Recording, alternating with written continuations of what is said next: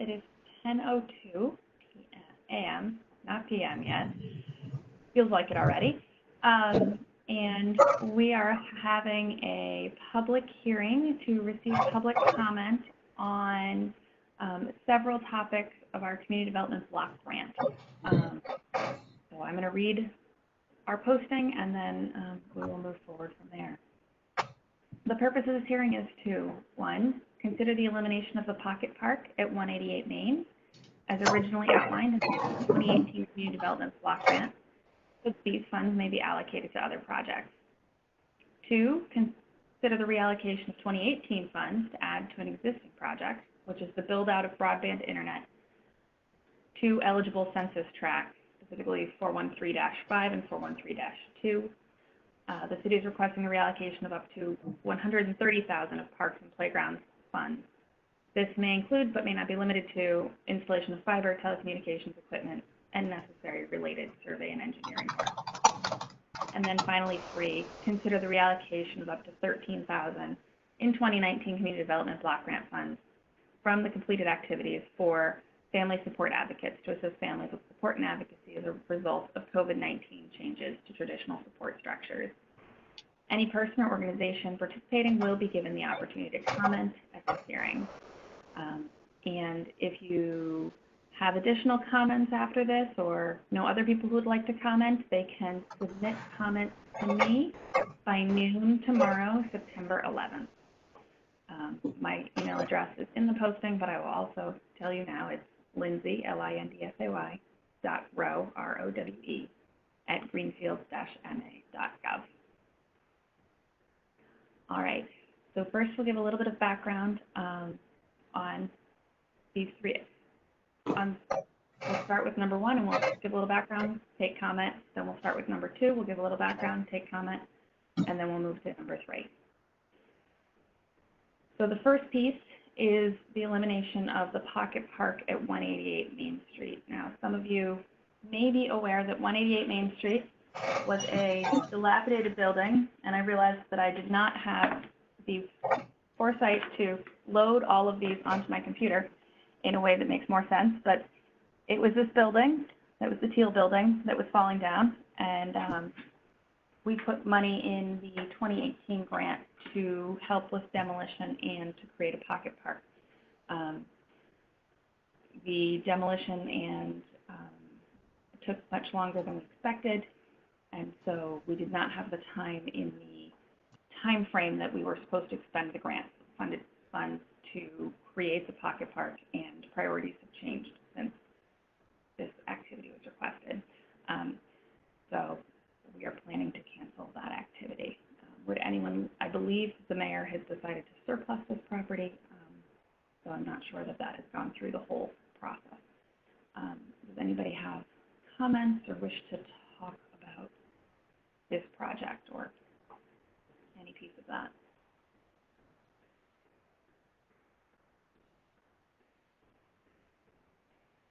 Okay, seeing none. If you do, please unmute yourself. But seeing none, we'll move on to number 2. So this is to consider the reallocation of those funds to an existing project. So this is the broadband internet through GSET. We have been working with GSET. GSET received money in our 2018 grant already to do some additional build out and fill in town. And they've now asked for some funding for what we're calling kind of the Deerfield Street area. And that is in those census tracts, 4135 and 4142. Those are eligible census tracts, and this is an eligible activity. So we are working to support the infrastructure build-out of GSET in that area. Does anybody have any questions? We have John Lunt, who's the manager of GSET here, if people have additional questions.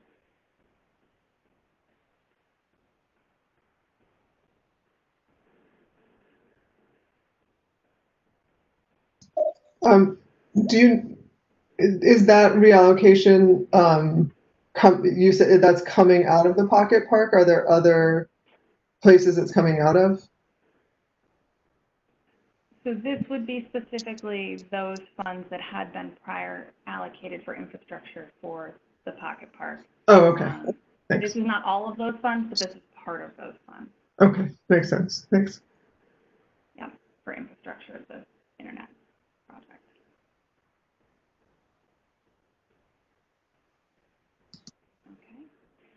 Okay. Any additional comments, questions?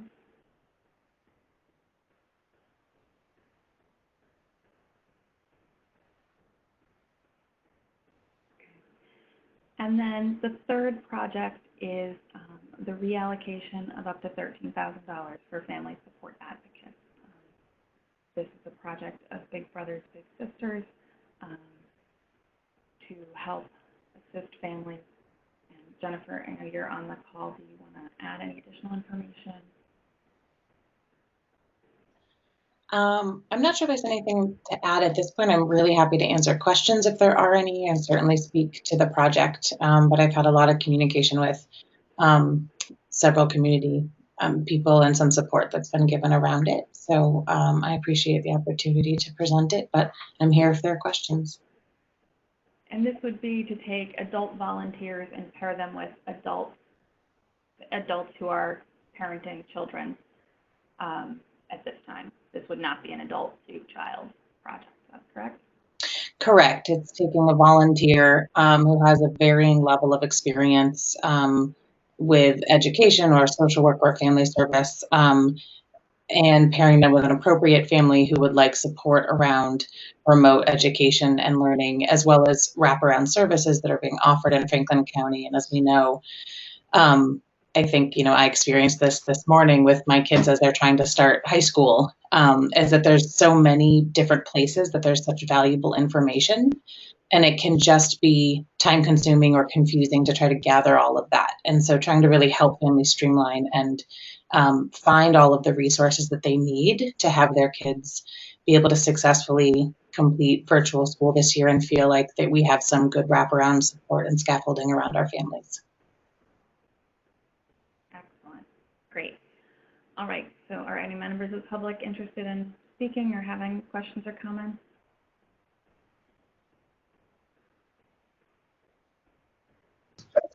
It looks like Ruth wanted to talk. If you want to go first, Ruthie. Yeah, sorry. I was trying to figure out how to unmute myself. Yes, thank you. I am a parent in the Greenfield community, a resident. I have a 4th grader and a 7th grader. And I want to speak in support of the educational advocate that program that Jennifer was talking about.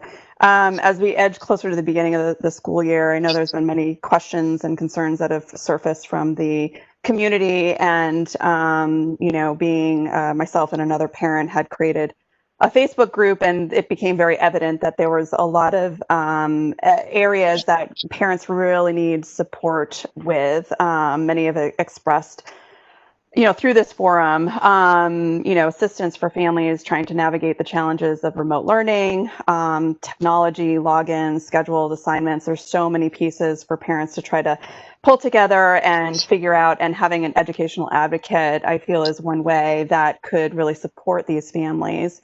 They're trying to juggle work responsibilities at home while managing their child's education. And, I know curriculums and school plans are being laid out, but I really feel it's imperative that we have some support systems in place for the community. I feel like what Jennifer is proposing, as I've, been in touch with her asking questions about this particular project, I feel like it would really help ease the strain and stress on families throughout the school year. And also help promote mental balance for parents, maybe take away some of the pressures of trying to be everything for their child all at once, caregiver, teacher, technology, IT support. It just provides parents with a much needed resource and coach to help navigate through the unfamiliar world of remote learning. I know there's many needs within this community, and some are just really impossible to fill, on every level. But if we could do something like the educational advocate as a resource, I feel like it's a step closer to finding some resemblance of balance for these families. So I hope you'll consider approving the grant money for this project. Thank you so much.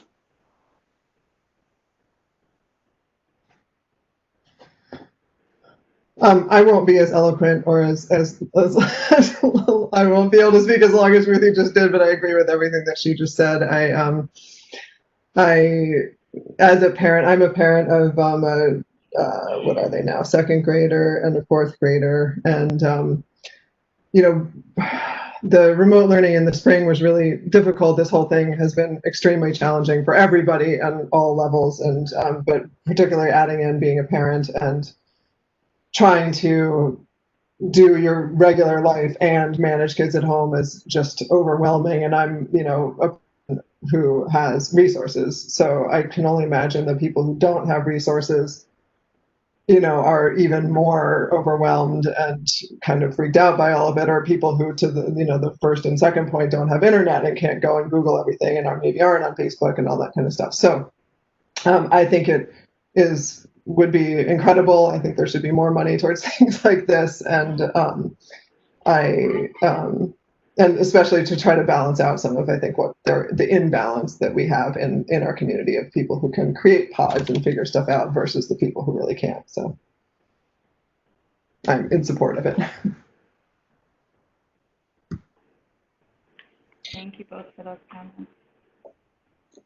Yeah, I just was going to say that I really appreciate all of the support that we've had, and certainly appreciate both of these women who have spoken on our behalf. But this project was born from parents coming to us and having conversations with Ruthie and saying, what can we do for our community right now? We're a youth serving organization. We're the only one in the county.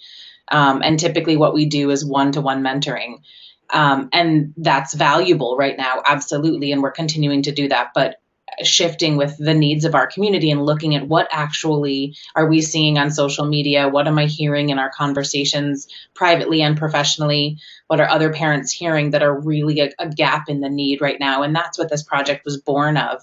And so it's in some ways a little out of our wheelhouse. It's not exactly what we do in terms of, I can't count these as matches towards my Big Brothers Big Sisters of America statistics and those other agencies around the country. But as I started to look at other agencies around the country and ask if anyone was doing something like this in their areas, I found over 30 agencies that are doing a similar type of program with some type of creative funding from somewhere to connect what we do really well, which is gather mentors and train them and monitor child safety and help support families and give those gifts to families that are really needing that right now. So it's a creative and innovative project that I'm actually really excited about.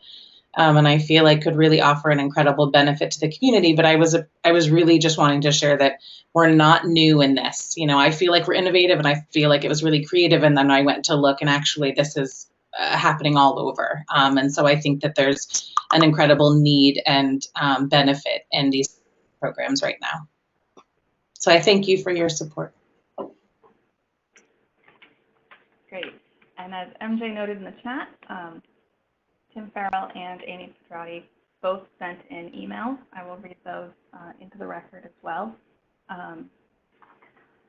I wanted to drop a note in support of, this is from Tim Farrell. I wanted to drop a note in support of Big Brothers Big Sisters Block Grant application. Parents are in need of support for remote learning. I would expect BBBS could do a good job helping in this regard. My family is lucky enough to be in a position to hire help for the coming school year. As you know, most in Greenfield are not. It's going to be a long and difficult school year for all, even more so for single parents. I hope the committee can support BBBS with their request. And then from Amy, the school committee was unable to meet last evening as scheduled due to a technical difficulty with WebEx. Had we met, a vote on providing you with a letter of support for Big Brothers Big Sisters Volunteer Advocate Program from the full committee was part of our agenda. I can say with 99% certainty this vote would have been unanimous in endorsing BBBS as the Volunteer Advocate Program. I communicated directly ahead of time with Mayor Wiedgartner, Superintendent Harper, and Vice Chair Susan Ekstrom, and all expressed strong positive support of this program and the value it will have for Greenfield and families with school-aged children.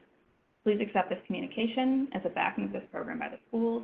We are eager to have BBBS SC secure the necessary funding for implementation.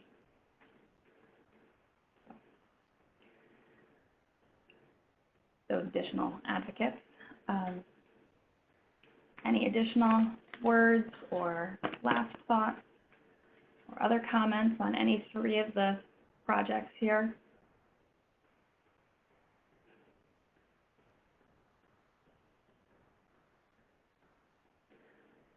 All right, seeing none, I will close the public hearing at 10:17. Thank you, everyone, for taking the time to come out.